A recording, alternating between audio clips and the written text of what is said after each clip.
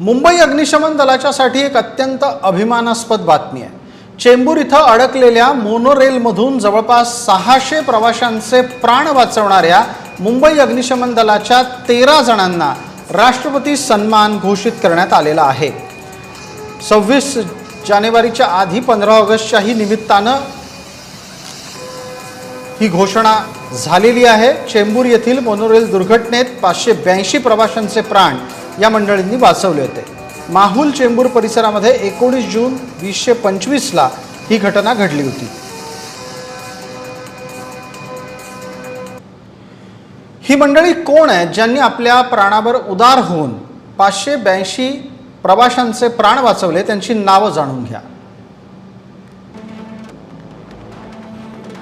RN अंबुलगेकर, प्रमुख अग्निशमन अधिकारी, विक्रोळी अग्निशमन केंद्र।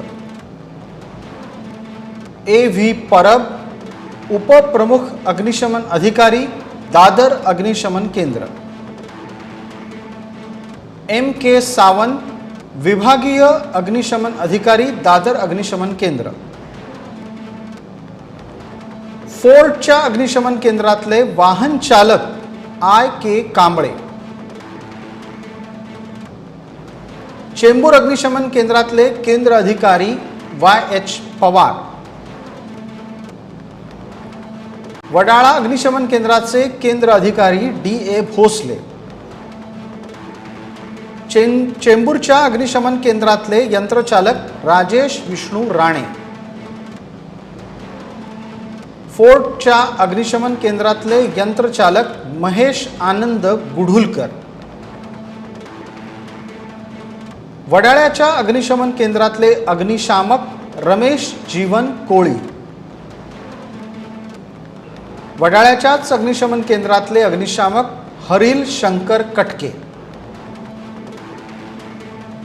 फोर्टच्या अग्निशमन केंद्रातले अग्निशामक चिंतामणी शिवाजी खांडकर। फोर्टच्याच अग्निशमन केंद्रातले अग्निशामक विकी नागेश सरकडे। चेंबूर अग्निशमन केंद्रातले अग्निशामक सुदर्शन घनश्याम पाडावे। या सर्व मंडळींना राष्ट्रपती शौर्य पदक देण्यात येणार आहे।